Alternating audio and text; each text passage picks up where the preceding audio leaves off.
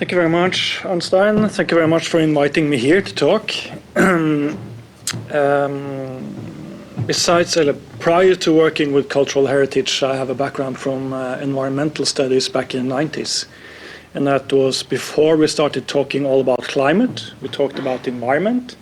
And now we have been talking about the climate for about 10, 15 years or so. And now we're going back to talking about the environment. I think that's a very good thing because it's very much things connected together. I was asked to say something about what's going on in Norway on this topic. So I'll see, maybe I'll say a few things that will be repeated later today, but I don't think a good thing cannot be said too often. So we'll try to fix that.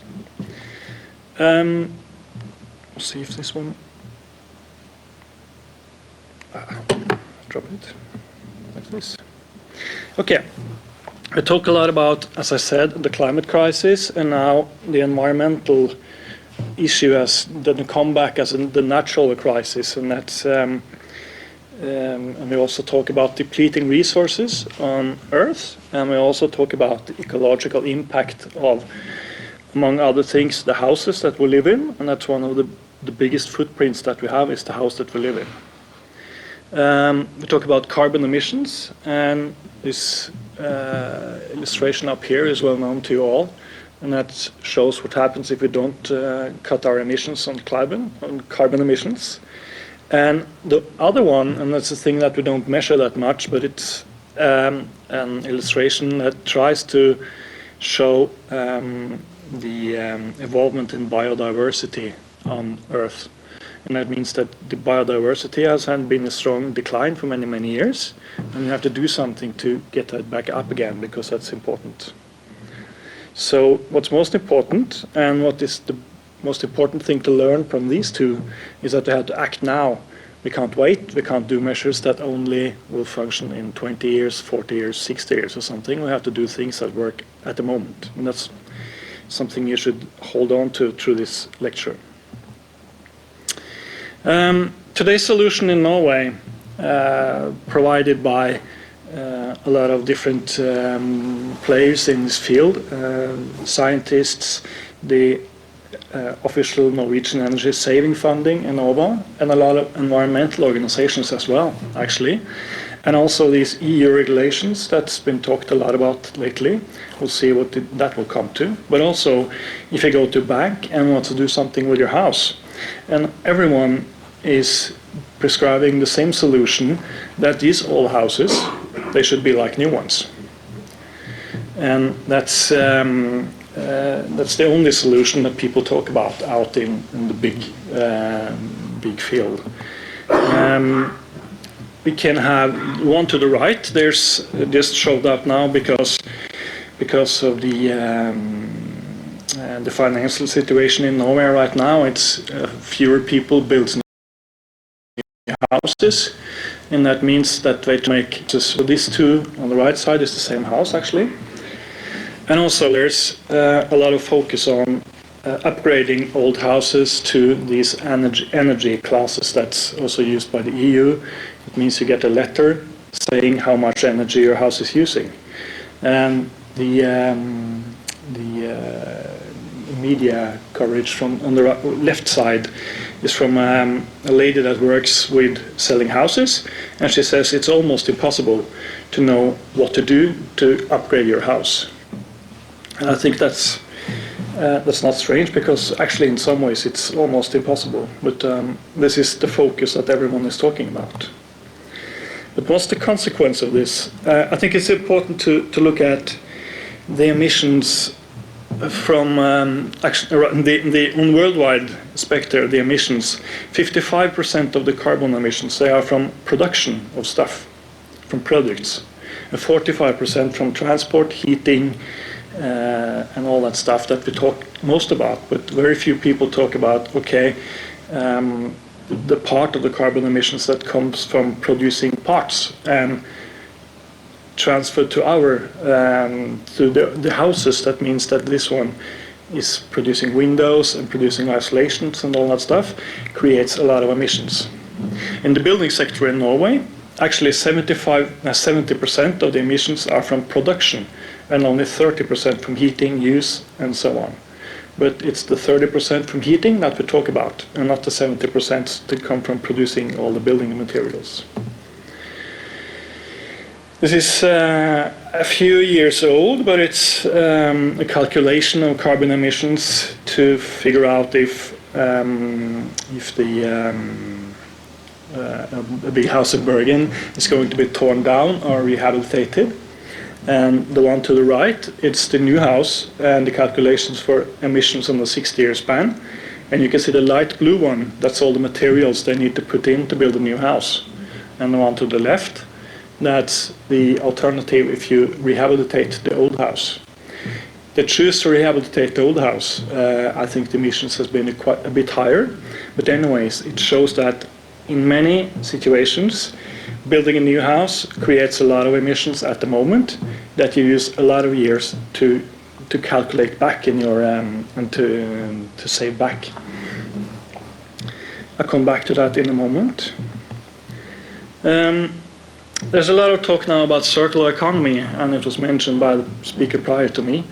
And it means that we are reusing products in a much more extensive manner than we're doing today. In Norway right now, each year, in 2020, we produced 2.1 million tons of waste from building activity. And now this is 35% of these 2.1 million tons is from building new houses, 25% from rehabilitation, and 40% from demolition. And only 30% of these materials were reused, and they were used in a lower state than they were in their, for instance, they take bricks built to as walls and use them as decoration, and that's a downcycling, as it's called in English, and that's not good enough. That means that we are losing a lot of resources, because if we apply the circular economy to buildings and houses, the most important thing is to avoid the waste and reuse the houses as houses. So not tear them down, but reuse them further. There's also done a lot of inquiries into what older buildings can do for the carbon emissions and how it can be done to reduce carbon emissions. And this is a few American reports, one English one and some Norwegian ones. And these are quite good. And the one in the middle and to the right there is a quite extensive summary made by SINTEF. And they all show the same thing actually. It means that this is a few examples, and it shows that if you take the top one, the blue alternative, that's an old house that's not been done anything to, and this is the accumulated carbon emissions over a 60-year span. So you see that's the worst thing you can do is just keep an old house and do nothing, because that's the scenario that creates the most emissions. And then there's the orange one down there, it's on the top, on the bottom, I mean, and that's that scenario if you take the house and just do small and medium-sized measures. And the other two ones, the gray one and the yellow one, that's new houses. And that means that if you take the old house and use small and medium-sized measures, that's the best thing you can do in a climate perspective. And the one on the bottom, that shows the same thing for 52 buildings in a place called Vestfossen. So it means that the best we can do is take care of the old houses and do small and medium-sized measures on them. So we, the National Trust of Norway, we talk a lot to building owners and we talk a lot to craftsmen, and we recommend that for wooden houses, you should do a careful upgrade. Small and medium-sized measures. You should use organic isolation in the roofs and the attics and in the floor. And you should upgrade the inner windows, not change them, because that's not the best climate alternative, and reduce air leaks. And that's the most important things you can do. And if you do those, we tested it ourselves on a building that we bought in Lillehammer a couple of years ago. And this is it's called Jorderik. It's situated in Lillehammer. It's a really cold place. And by applying small and medium-sized measures to this house, we managed to reduce the energy use by 44% and the carbon emissions over a 60-year span by 64%. So it's shown, we show that this is it's possible and it's the best alternative. You see the 3 graphs to the right there, that's all new built houses, and the one to the further right is the passive house. So it's the best new building you can get on that spot, but it's worse than the old house being done. And this is even more important because it shows the differences in carbon emissions in a few years in 2030 and 2050.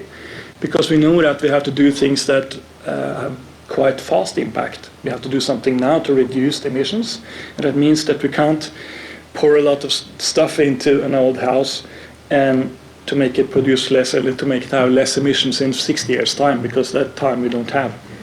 So this one also shows that it's important to take care of the old houses and upgrade them now with not too big measures.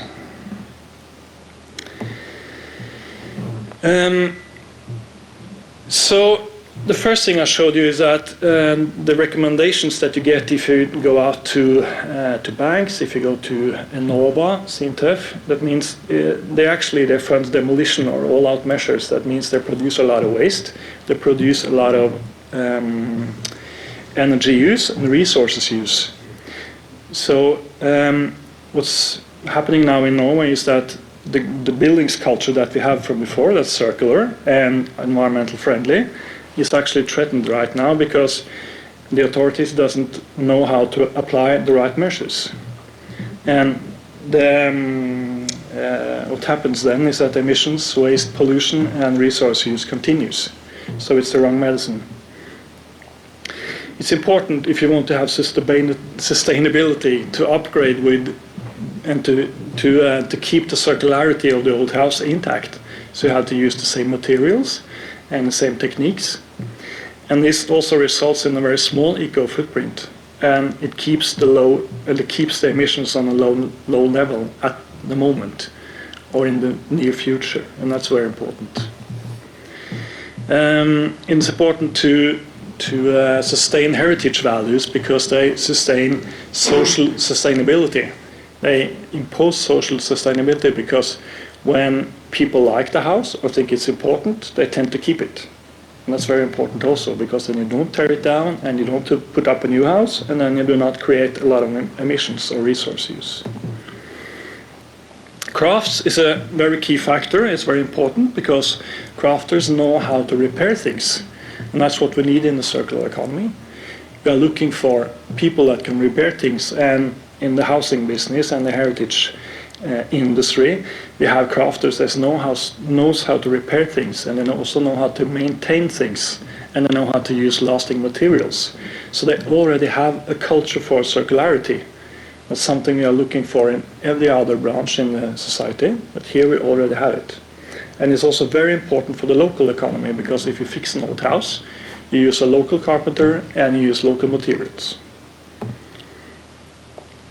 One example that we have in Oslo is a center for built heritage that is giving advices to owners, and they train crafters, and they also do a lot of awareness raising. And this is heritage, but it's also working for the climate and the environment. It is very important for the climate and the environment, because there's a lot of old brick houses in Oslo, and the best thing to take care of them into the future is maintenance and repair. So I used to say when I talk to politicians and other ones that the built heritage actually is proven sustainable just by being there. If it's 100 years old, we know it's sustainable. It can last a long time. Sometimes I start to lecture with a picture of a stave church that's 850 years old. That's sustainability. 5 years is not, 10 years is not. You have to talk about 100 years, 200 years or more. And the old houses, they have a great potential because it's quite easy to make them climate friendly by small and medium-sized measures. They are already part of the circular economy. The trick is to just keep them part of the circular economy. And they help building local communities. They help build a local economy, and they help sustain the culture for maintenance, repair and sustainability. And even more important, we can have a quite large impact right now if we do these things in the right manner. That's all I got, I think. a bit rusty in English at the start, but it's better at the end, I think.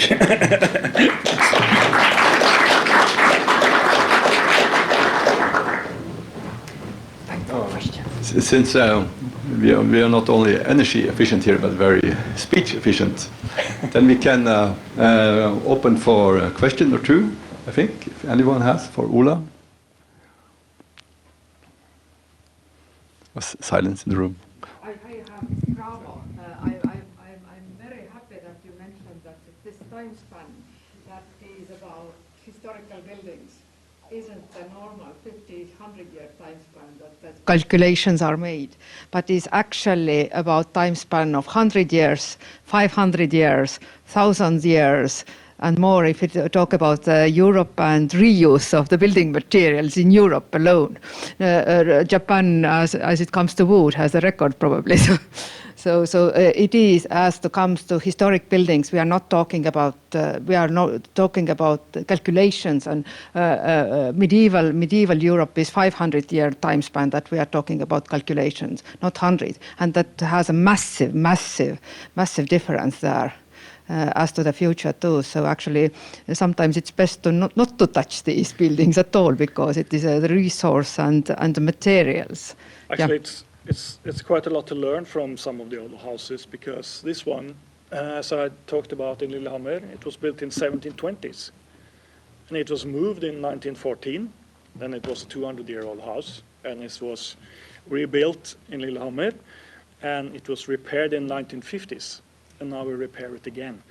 But it, to a large extent, is the same materials. So actually we're just repeating the same pattern over and over. And by doing this now, but reusing the old windows and putting new inner glazings on it, and they can fix those windows in 50 years' time, no problem. They don't have to throw them away, you just repair them again. Please introduce yourself too.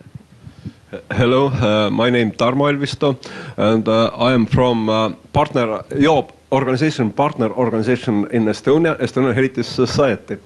And I liked very much your presentation, and I have two questions. One, you showed us calculations about that traditional historical houses, they are more sustainable in long period. Did your organization bought those calculations and do ordinary engineers from ordinary buildings, do they recognize those calculations? Do they know that knowledge? All the calculations that I show are done by some of them by SINTEF, and some of them by Asplan Viak, and they're also calculating on modern houses. That's what they normally do. So some of these, Asplan Viak, the firm, they have built up a lot of knowledge on how to calculate emissions on old houses. So it's not my organization that's done it. We didn't even order it. They just came to us and asked, can we do a calculation on your house? And we said, yeah, of course. And the same, the collective report that I showed you, it's ordered by the Directorate of Cultural Heritage in Norway, but it's done by SINTEF, and that's the largest research organization on houses in Norway. So it's common and accepted methods and knowledge. Very nice to hear that, because that means there are not two different calculations systems, of course. And second question, do your organization organizing some collecting those valuable parts or materials from demolished old houses? Do you have similar projects or partnership with those organizations? Now, we have in some of our local branches, they have, and some places around the country. And we talk about that a lot, but the most important thing, because the buildings industry in Norway, they just grabbed the term circular economy and applied it to reusing used housing parts. But that's not circular economy actually, because the most important thing you can do in the circular economy is reuse the house where it stands. Sure. So our focus is there because we think that's important. And it's also the waste industry in Norway has taken this circular economy thing and they talk about reusing waste, but the most important thing is not to produce waste. That's circular economy. So we talk about reusing the houses. Of course, if you need to tear down a house, then it's important to take care of the materials to make it possible to use them on other houses. But the most important, reuse the house where it stands. Thank you.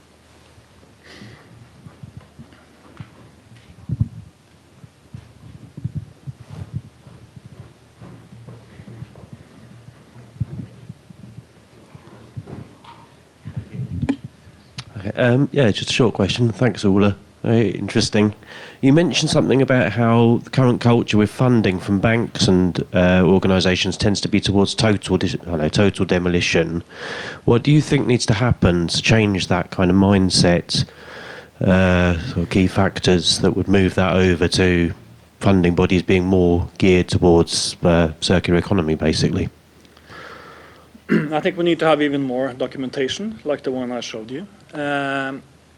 It's kind of strange because I talked to my local bank. I have a building from 1897, and some of the inner glazings are old ones, and I wanted to upgrade the inner windows. So I needed to lend some money to do that, and he said, okay, when maybe we can give you a green loan. But it ended up that if I changed the windows, threw out the old ones and bought new ones, I would get a loan. But he could not give me a loan to repair the old ones and upgrade the old ones. And that was because of the regulations that he had. So we have to talk about those things. And maybe the most important problem is the energy marking with those labels, A, B, C, and D, because it's a theoretical calculation. It doesn't say anything about the energy used in your house, actually. And the house in Lillehammer, we managed to lift 2 grades, but it's almost impossible to lift it up to A or B if you don't demolish the whole house, so to say. You have to change everything because it's made for new houses. It's a classing system made for new houses, and it doesn't tell the reality, but it's used by, for instance, the financial institutions to decide whether to give loans or not. So we have to work with that, and that's a big issue because it's EU system, actually. Thanks. Just to comment, in the European Union, we have the regulation and energy directive and exception or special cases, historic buildings, and all Europe is now thinking to how to define historic buildings and what kind of regulations to put on them.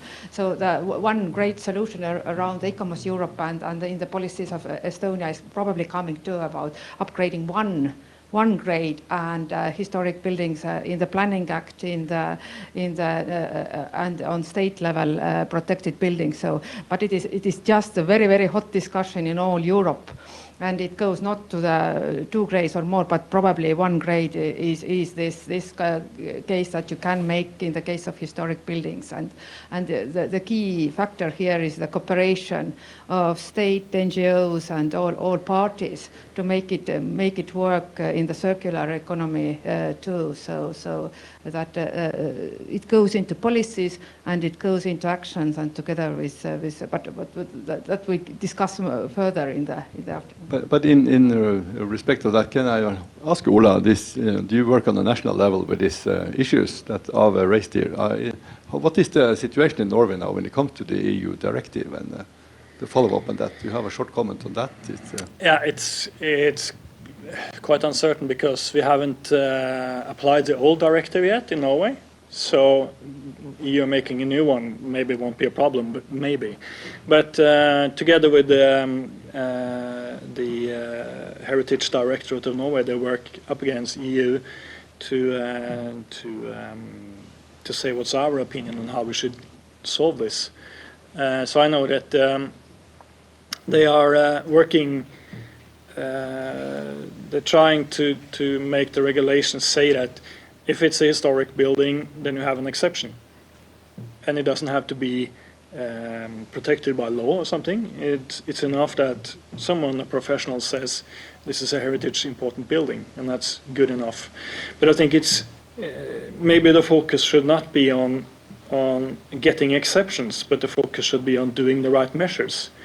And the problem is that this directive, it wants to apply the wrong measures, because the measures, as I showed you here, will create a lot of waste, and they will change circular houses into being not circular, and that's really a problem now and in the future. There will be solutions on the table, hopefully. That's good. Okay. Thank you. Thank you.